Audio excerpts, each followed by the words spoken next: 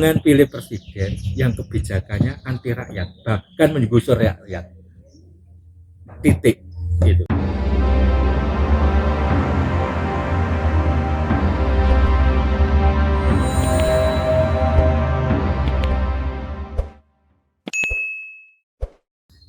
Oke, assalamualaikum warahmatullahi wabarakatuh. Jadi akhir-akhir ini isu yang paling banyak menjadi sorotan di masyarakat adalah soal isu pemihakan negara terhadap rakyat, juga isu terhadap pemihakan negara pada lingkungan. Lingkungan itu adalah lingkungan alam yang ini muncul setelah ada beberapa kasus, terutama akhir-akhir ini adalah kasus di Rempang. Nah, ini kita bisa tarik kemudian ke dalam satu perbandingan. Ini kan menjelang politik pilpres. Justru kemudian kita harus punya bacaan, punya referensi di antara tiga tokoh ini. Siapa sih sebenarnya yang paling punya keterpihakan dengan kepentingan rakyat dan kepentingan lingkungan? Nah, coba kita bedah. Anies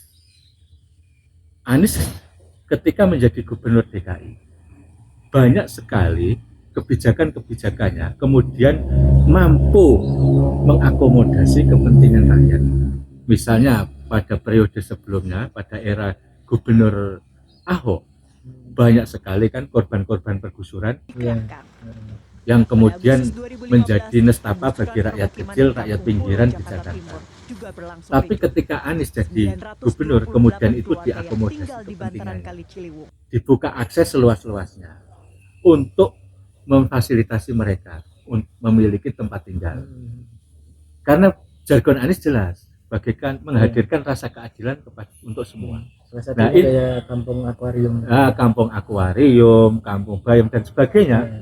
Kemudian itu difasilitasi menjadi satu kelompok masyarakat yang awalnya rentan, kemudian menjadi yang established terhadap kehidupan mereka. Itu salah satu contoh. Kedua, yang paling kemarin yang paling ramai adalah masalah kampung di Pelumpang itu, di sekitar depo Pertamina yang kebakaran kemudian menjadi isu besar itu kan, di Tanah Merah itu. Itu kan kemudian diserang oleh beberapa pejabat negara. Katanya Anies itu kesalahan Anies karena memberikan IMB, izin mendirikan bangunan bagi rakyat di situ. Nah, justru itu bukan kesalahan Anies ketika Anies membela hak-hak kepentingan rakyat Jakarta selaku dia gubernur. Kenapa dia harus memberikan IMB, izin mendirikan bangunan? Wilayah itu kan sebetulnya udah lama dihuni oleh masyarakat. Kemudian masyarakat tidak punya hak legitimasi penempatannya. Karena apa? Hak atas berbagai macam kebutuhan itu setidaknya harus punya IMB. Nah, kemudian itulah diterbitkan oleh Anies, memberikan izin mendirikan bangunan pada masyarakat di sekitar Tanah Merah atau Pelumpang itu. Supaya apa? Supaya orang yang bertempat tinggal di sana bisa mengakses seluruh kebutuhan hidupnya, untuk air, untuk usaha, dan yang lain-lain. Nah, kalau tidak, Anies salah ketika tidak mau menerbitkan IMB, karena mereka mau tidak mau adalah rakyat Jakarta.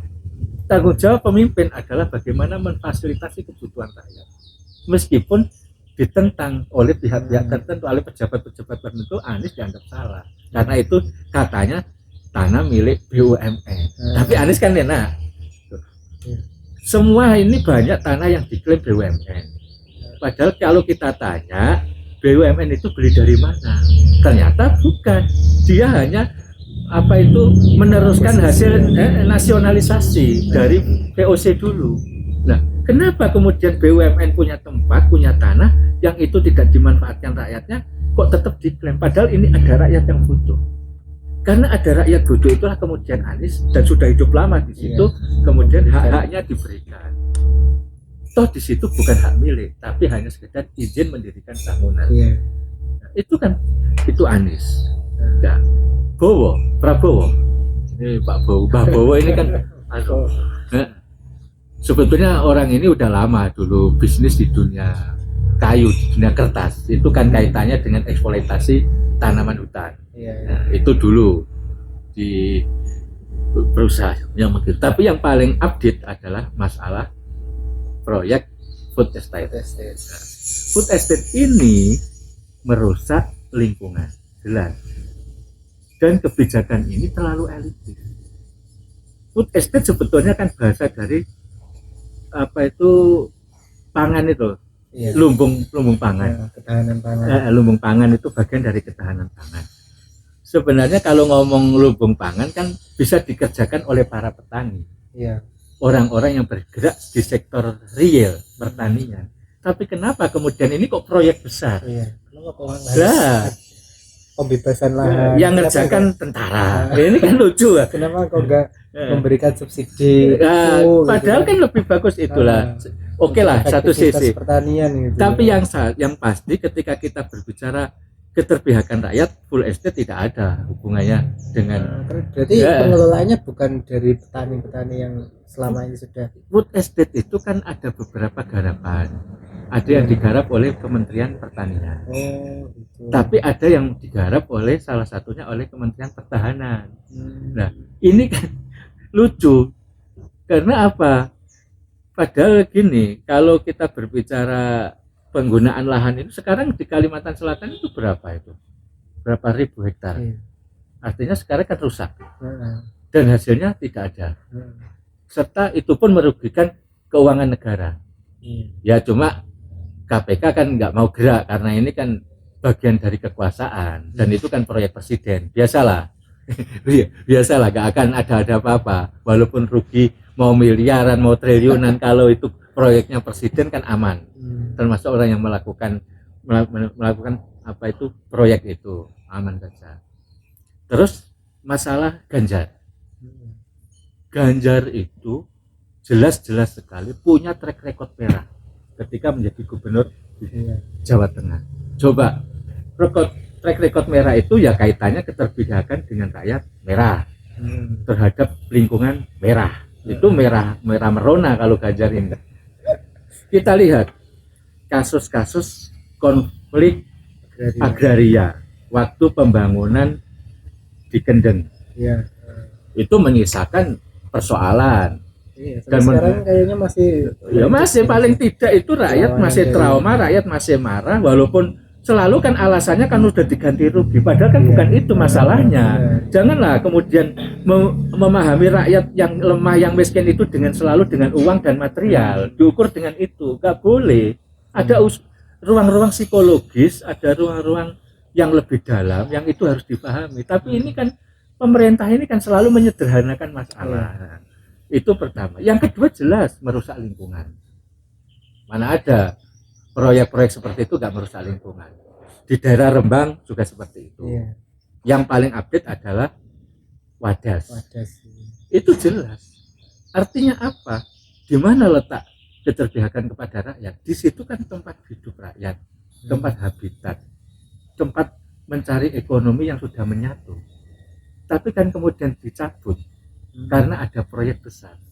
Dan proyek itu pun selain mencabut akar budaya masyarakat, akar sosial masyarakat, juga mencabut lingkungannya, kerusakan lingkungan di wilayah itu. Nah, ini kan suatu keniscayaan bahwa apa yang dilakukan oleh Ganjar selama ini adalah bertentangan, bahkan tidak mengakses kebutuhan rakyat, masyarakat tradisional, rakyat kecil. Dan juga tidak melestarikan lingkungan alam yang ada, tapi lebih memilih jalur-jalur kepentingan pemodal. Nah, sekarang masalahnya kan tinggal milih masyarakat. Ini karena berbicara capres. Sekarang tinggal pilih. Capres mana yang kau akan pilih?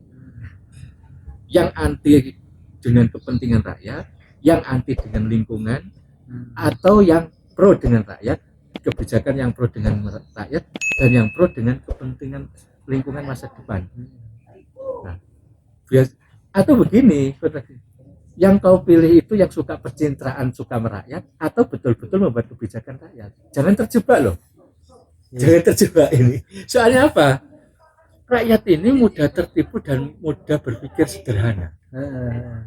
Oleh karena itu biasanya capres-capres itu lebih mengerjakan untuk memoles diri ketimbang harus mengukur atau membuat evaluasi terhadap apa yang dia lakukan. Jadi sekarang itu capres yang merakyat hampir semua, tapi itu harus di rekodnya harus dilacak. Track record. Nah, rekodnya harus dilacak selama dia menjabat. Apa sih yang dia lakukan? Apakah betul-betul kebijakannya itu pro rakyat atau hanya atau hanya penampilannya saja yang merakyat, tapi sesungguhnya dia adalah anti kepada kepentingan rakyat. Hati-hati, hati-hati. Jangan sampai pada kasus Rempang itu kembali. Dulu ada capres yang menawarkan seolah-olah pro rakyat, memberikan sertifikat, dan dalam jangka 3 bulan ternyata sekarang mau digusur. Itu yang harus menjadi perhatian. Jangan pilih presiden yang kebijakannya anti rakyat, bahkan menggusur rakyat. Titik.